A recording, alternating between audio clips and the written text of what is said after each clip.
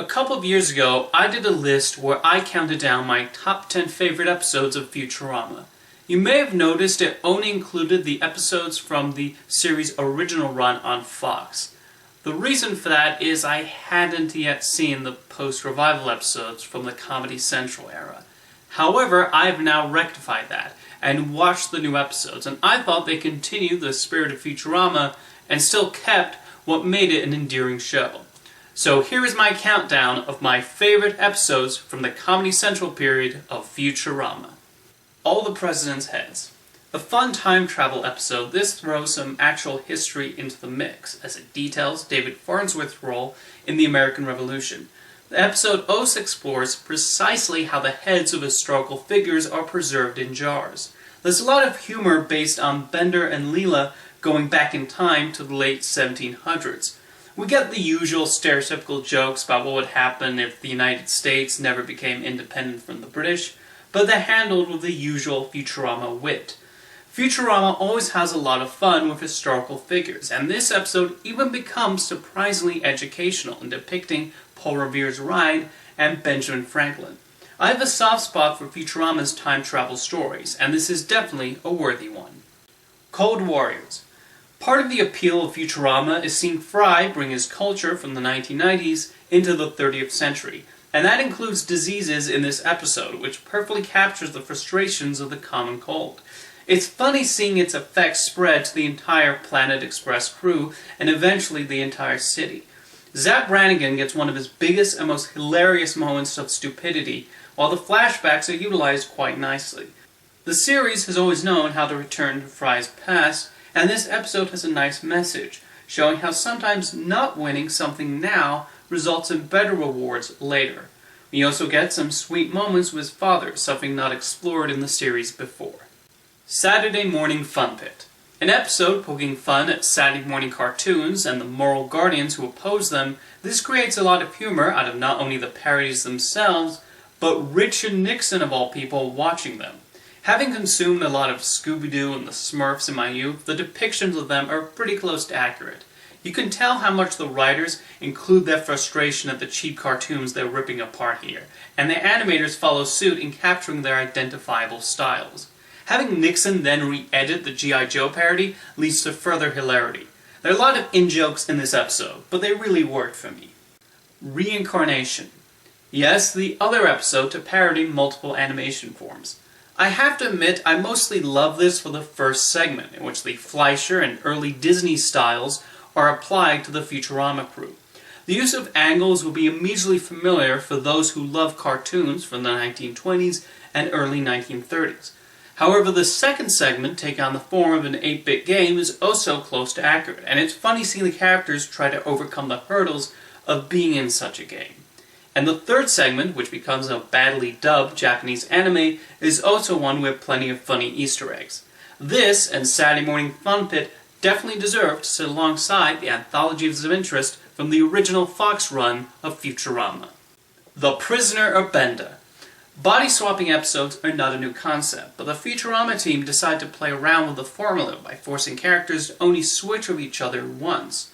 In addition to the funny scenarios that come from this, including Farnsworth as Bender joining the circus, or Amy turning Leela into a compulsive eater, writer Ken Keeler actually devised a mathematical theorem to justify the resolution. That is some real dedication, and the attention to detail in depicting the mathematics on this show is one of my favorite aspects of Futurama, and why it's actually a lot smarter than most comedy series out there. There's also some solid character growth with Fry and Leela. The whole episode definitely zaps some energy into the frequently utilized Freaky Friday formula. A farewell to arms. The Futurama team really upped the stakes in this episode, with the end of the world seeming like a real possibility. Obviously, making fun of the hysteria surrounding the 2012 Mayan prophecy, the scope of this episode was massive, and it also allows for some relationship building between Fry and Leela. Leela, being weary of Fry, constantly trying to help her with little success, is hilarious, and the writers come up with some clever turns in the story. A lot of humor is also gained from the looting done by the citizens of New York, with Bender obviously having the most fun. Zapp Brannigan and Richard Nixon get some hilarious conversations too. There's an odd out-of-place Tron Legacy joke, but that aside, it's certainly one of the most exciting Futurama episodes. Meanwhile, the final episode before Comedy Central ended the series' run, this features the heart and wonderful scientific humor that makes Futurama so endearing. Through the revival period, we've seen Fry constantly try to make his romance with Leela work, and he really pushes that to the extreme in this episode. Using one of Farnsworth's strangest and probably most useless inventions, there is a lot of imagination of how the writers play around with this device that brings you back to 5 seconds earlier. The final act is definitely a sweet one between Fry and Leela, and a fitting end to the show and all the wacky adventures they've gone on. Lrrreconcilable Nandifferences. Lrrr is one of Futurama's best supporting characters, voiced brilliantly by Maurice LaMarche. He's gotten a major focus in a number of episodes, but this one utilized him the best. Beginning with a hilarious send-up at the San Diego Comic-Con, with very funny cameos by Matt Groening and David X. Cohen, clarifying if The Simpsons really is a series within the Futurama universe. Lrrr dealing with his marital problems finds plenty of amusement, as does Fry's attempts to write a comic book, which perfectly fits with his childlike sensibility. This is definitely among the funniest Futurama episodes in my opinion. Game of Tones. It's always both fun and emotional when Futurama goes back to that night, when Fry became cryogenically frozen. The writers find a lot of avenues to go down when exploring Fry's dreams and memory banks. I like it when we go back to his home life back in the 20th century, and this finds humor out of the Planet Express crew meeting his family for the first time. It all builds to an amusing climax when we find out precisely what is causing those horrible noises in the future. However, much like the infamous Jurassic Park and The Luck of the Fryish, what really pushes this episode over the edge is the very final scene. Through most of it, you're able to enjoy the jokes and keep your composure.